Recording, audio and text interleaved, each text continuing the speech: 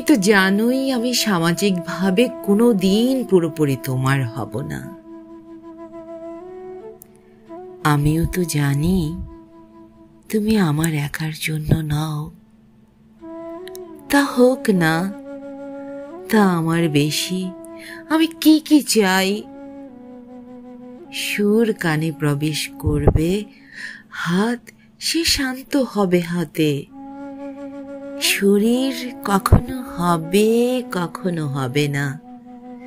সামাজিকভাবে বলো, কারো কিছু ক্ষতি আছে তাতে?